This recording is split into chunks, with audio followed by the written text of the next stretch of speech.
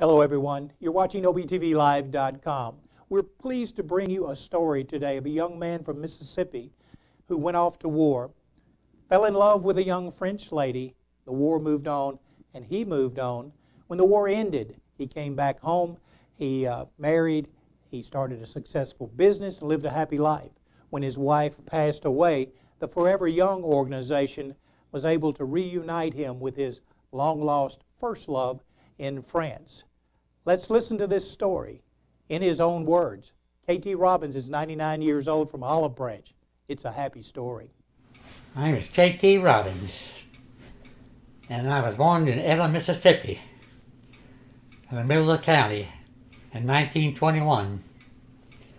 And everything in that day was farming. They raised cotton, corn, and cattle. And I was a farmer until through my 18th year. I went to grammar school, a little place called Pinedale, Mississippi, out in the middle of the county. And it was a graduate school, and then on my last year they changed it. I finished the 8th grade, and then I had to go the next year to Harrican, Pontotoc County, and for my senior years. After that, after my farming experience, the last year, just before school started, a couple of guys came by. They had been working at Sardis Dam, and they were finished. And they had a motor home. They said, "KT, you're going to be drafted soon. So why don't you just go with us to Atlanta?" And I got a brother's in the Army there, and one in the Air Force. And I'll get you a job about a month, and then you're going to be drafted. So I went with them. I left home and went to Atlanta. They got me a job. I was driving a old 37 Ford car for a cotton buyer. He was buying cotton for some people in Memphis. And we'd go from different towns all the way out through the county, buying up this long cotton. The government was calling in all the cotton. See, there was no market for cotton back in those days. You only got $30 a bale, 500-weight bale. And the government bought that. Army was coming along, things were shaking up a little bit. They began to buy up all the cotton and sell it so they could buy war material. I worked there a month, and I wasn't drawing much money. I went into the Army in 1st of January. I was drawing $21 a month. And they shipped me from Atlanta to Fort Benning, Georgia. And there, my company was the 26th 51st Division, but they wasn't stationed at the regular camp. Their main camp was Plattsburgh, New York. They were down there at Fort Benning, out in the woods. They were waiting for spring to go on maneuvers. So we stayed up there, and I did my training in Fort Benning, Georgia, out in the woods. It was a cold winter in 39, 40. And when spring come, we left there. We were on the coast of Florida, where we went down the coast of Florida, all the way into New Orleans. And that's where we did all the summer on war games. And we took a training there with the Reds and fighting the Blues. And we spent the whole year down there doing exactly what you do overseas. Picking foxholes, shooting at each other, and then whatever you had to do. We slept on the ground all the time. And of course we had food, we had kitchen with us all the time. But when that was over, we went back around the coast of Florida, back to Plattsburgh, New York. And we did duty there for about 3 months, and I enjoyed that. We had, every Saturday we'd have parades. You'd put your best clothes on. Everything was polished to the highest. We had a great parade, the band was playing, and we had really enjoyed that. I was a really happy young man at that time, 18 years old. And then one day I just happened to look at the bulletin board. It said, "Anybody like to go to the cook and baker school, be a baker, sign up." So I said, you come back to the company and be a baker. So I took the baker's course. Well, about a week later, they put me on a train going to New York. Well, we had to stop in Albany, change trains. Took about an hour, had a difference there, but we got on another train and got into New York, and they met me. Got there, they put me on a boat. Fort Slocum, New York. It's out in the island. And so I stayed there 3 months. I graduated, went through all the process of field bakery and to modernized bakery. Field bakery where you do everything by hand. You had to learn all the ingredients and everything that went into bread, and you had to do it by hand. And we had to do it on what's called a World War II oven, where you just dig a ditch and put it over it and put fire on it. So we had to learn all that system, and then they put us into an upper grade to where they had electronics bakeries. So we did all that too, learned all electronic bakery. And then after that, they shipped me back to, when I had graduated, they shipped me back to Fort Slocum, New York. Said, you're going to be a baker. That's what they promised me. I want to stay there a week. Said, grab your bags, you're going to Fort Dix, New Jersey. They go form a baking company to go overseas. So we worked there for about 3 months, and they started federalizing all the National Guards in. And we were baking bread for all of Fort Dix and all the people coming in there. And after I got about 3 months, 4 months, they said it's time to go overseas. So they shipped us to Iceland. And the reason for Iceland was we sent our Air Force over there. We were shipping a lot of cargo to Great Britain. And they were the Germans were knocking off all our ships, the subs. They sent us over there to bake bread for all the Air Force. And we stayed over for about 3 months, I guess. And the war really began to get bad then. But the planes finally knocked out all the subs. And they were doing 15 to 20 ships a night. And when they send maybe 50 ships over there, they might get 12, they might get 10, 15 of them. They finally knocked them out. And when they got that done, they shipped us to England. And there we picked up a modern bakery. All modernized, everything, on trailers. All electric powered by diesels. And they shipped us to Kettering, England. And we tried out the bakery there for a few weeks. And they shipped us to Trafford on the Avon. And we set up camp there waiting for D-Day. And I guess we were there about 3 or 4 weeks, and then D-Day started. And they put us on a ship.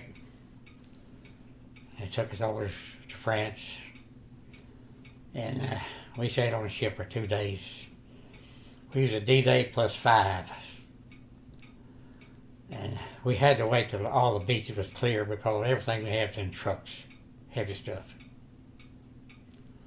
And when we finally got off the ship, the trucks, water was up to floorboards in the trucks. And they shipped us, the first night we rode a good long ways. The first night we stopped in a bunch of woods to sleep. And about 3 o'clock in the morning, we thought we was being bombed. Got a bunch of artillery out there in back of us. They were shooting 5 miles. Had about 10 artillery pieces out there, and they was going off all the time. They were bombing the Germans in some town about 5 miles away. And so we kept following the Third Army. We was with the 3rd Patton, the Third Army. We followed them all the way for a long time. And finally, we found a place called Briey, France. They stationed us there. It was a central location where we could ship bread to several depots in different directions. And we stayed there for about 3 months. And while I was there, all our containers come in large cans, 5-gallon cans and stuff. Flour come in 50-pound bags and all this lard and stuff. All your salts and everything else we had come in big containers. And we just throwing them out against the fence. We know what going to ask them one day, what are we going to do with all these things? Well, maybe somebody's going to go and get them. So one day I was outside doing something, and a young lady came by. And she had two little children with them, about a girl, little girl, I guess about 5 or 6 years old, and a boy about 7, I think. And they said, "Mister, can we have those cans?" I said, "Well, sure, take them." I could see the hunger in your eyes anyway. They were lard cans. And I said, "You can have them." So they started picking them up. After 2 or 3 trips, we got to be good friends. Her name was Janine Gannett. It wasn't long after that till I met her family. And KT and her fell in love. Went along and had to leave. I told her, I said, things are getting short here, we're going to have to leave. Because Third Army is getting too far away now and we're going to have to move. And I don't know how long it'll be. But they invited me over for supper anyway one night. And the next day we left. And I had to call her real quick. They said, "Look," one guy said, "You better call me. You can't go see her anymore." And I got her on the phone. I was talking to her. And I said goodbye, and about that time they snatched the phone out of my hand. That's the last time I seen her. I went on through the Army until it was just about over. And I got out on points. The war was just practically over, but they were still fighting. But they had moved us to Bastogne. But it had just finished that war in Bastogne. And we didn't stay there that night because there's too many. I think we stayed there maybe one night, I don't know what we did. We stayed in trucks. Next day we got up and we walked around the place before we left. Dead people everywhere, snowing knee deep, and then picked up the dead. We had a bunch of tanks out there, got a big tank battle there. People hanging out of tanks, and it was an awful sight. We moved on back into Bastogne. And I finally got out on points to come home. Well, I had to catch a plane there and go to Paris. Yeah. And I stayed in Paris one night. Next day we got up and left, started overseas. It was nighttime, and we was out about an hour, I guess. One of the planes, one of the engines caught fire. We had to set through a movie before we left Paris to show us how to ditch in the ocean. Plane engine caught fire. I told the guy, it looked like we were, that practice is going to come in handy here. But they finally got it out and they shipped us had turned us over and went to the Azores. And spent the night there and they changed the engine out. Next day we left to come home. We come to Wilmington, Delaware. Got off the plane. And I caught a train and went to Fort Shelby, Mississippi. And from there, I didn't know what I was going to do. But all the meantime, after I left VA, about a year later, I got to talking to a young lady.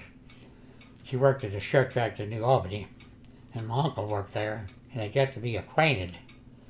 And then she used to go to her house a lot on weekends, and she sent me a picture. And that's when I got to talking, writing to her. I wrote for her for about a year, and we fell in love over mail, just writing each other. When I got home, we got married the first week. We never had a date. And I went to work at a hardware store in New Albany, Mississippi.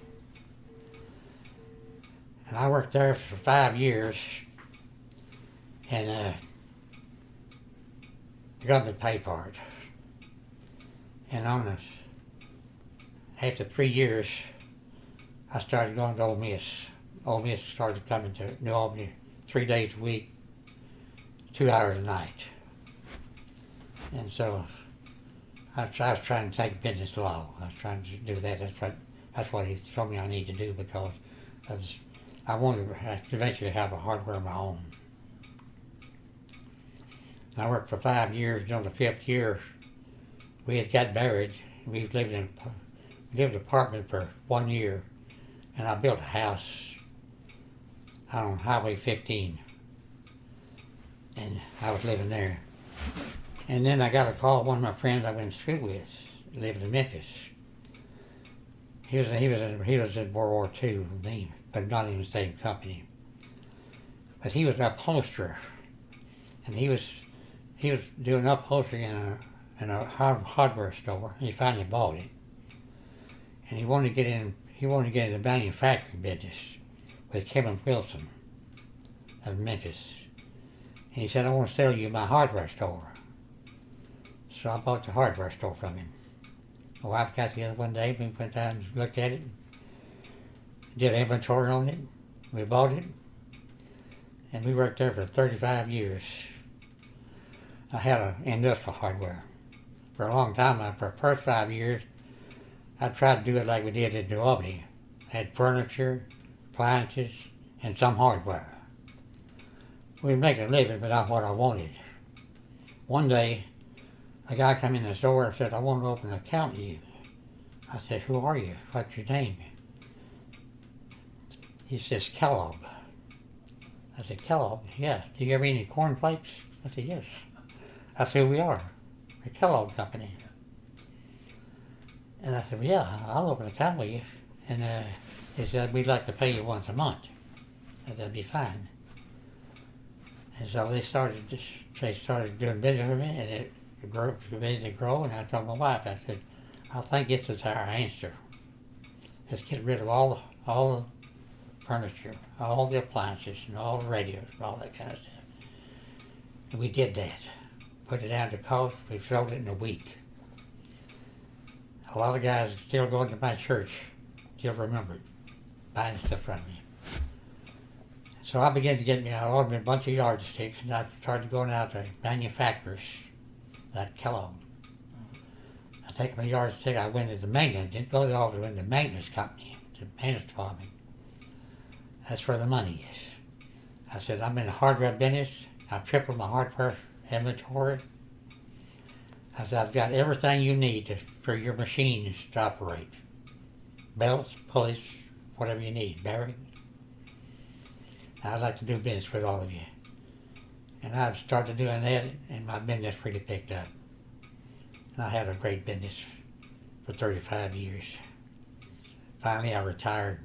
I sold everything. In the meantime, I bought this land out here, 5 acres of land. And Goodman Road was a 2-lane road then. Yeah. A lot of the officers just gravel.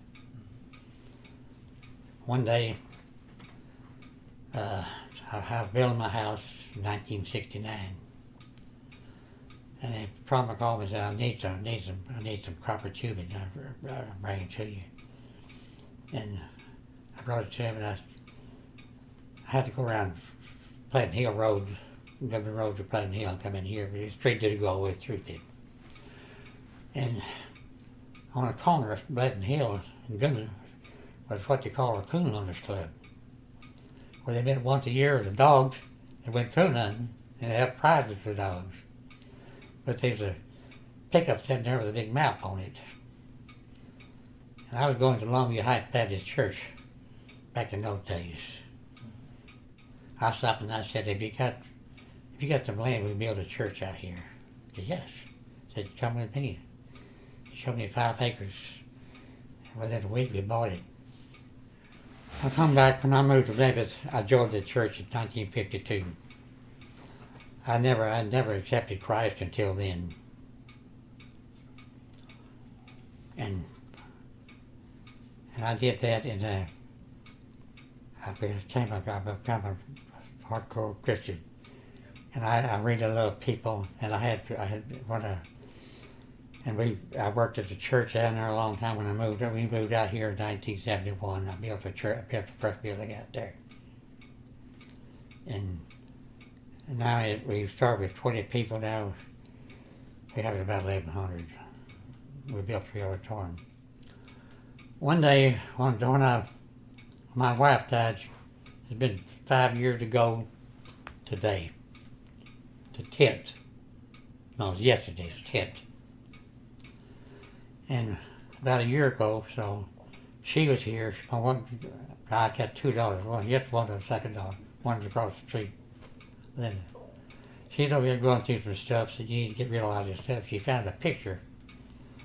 And she said, who in the world is that? And I said, that's a girl I met in France. Her name is Janine Canet.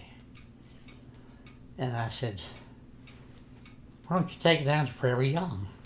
Let them see what they can do with it. And so we did. So Diane Heights, she's the president of that company. She said, it's not impossible to find this stuff. So I've been over here a lot of time. I know a lot of people. And she had some friends. She had some folks over there. She is really from France. Diane is. And then a couple of weeks' time, she called me and said, I found the family. I said, no kidding. Linda called and said they found the picture. He said, and she asked her, Linda, well, are we looking for a World War II guy to go over there? And said, we got one here. He was in Normandy.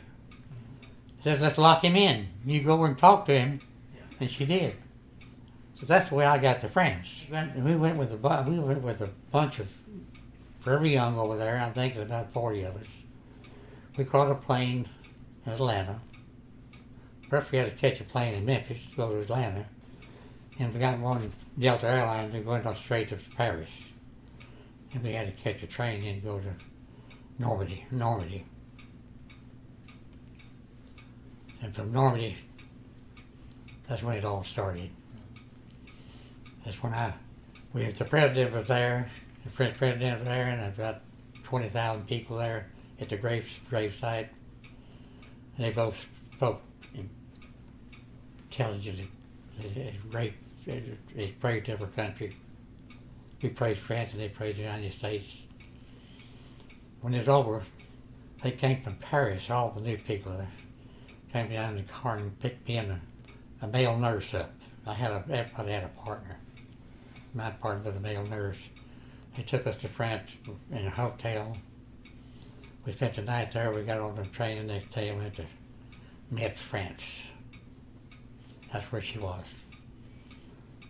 And of course all the press was there. And she was sitting down in the lobby in the chair. And just before we got there on the train, he told me, he said, KT, she's alive. You're going to get to see her. I jumped out of my seat. So we got there and we opened the door and we walked in. All the press was there and I was walking down the aisle and I met her and that's when we embraced. And then all the pictures was gone. We hugged each other. Oh man, we had a great time. And after that we had dinner. I only stayed about 2 hours. And we had to go. Said train, go back and get with the company. That was the beginning of our courtship. Yeah. Sure. We stay in contact now, quite often. One day, last day, I think we took a taxi. And one day we just seen Metz, France. The only could get to see it. He just took us. We stopped every important place, then to get out and take pictures. After what's the last thing you want to do here? I want to go back to Briey, France, and see where I met her. And they made arrangements to do that. They took 2 cars, and she went with us. But we got to the place. I showed them where we had the tent. We had a big tent there, but it wasn't a tent there. Buildings there. We got out. I found the place exactly where we was. I got the picture here of where she lived. I said, the third door down. She said, no, it wasn't. She said, it's farther down. They got a fight. So finally, some lady across the street come over and said, Janine, this is where you was. We had a great time and fun. We got back, she got car sick just before we got home. But when we left, all the family come over and they were so happy to see us. They wanted me to stay over there, really. It pleased me over here.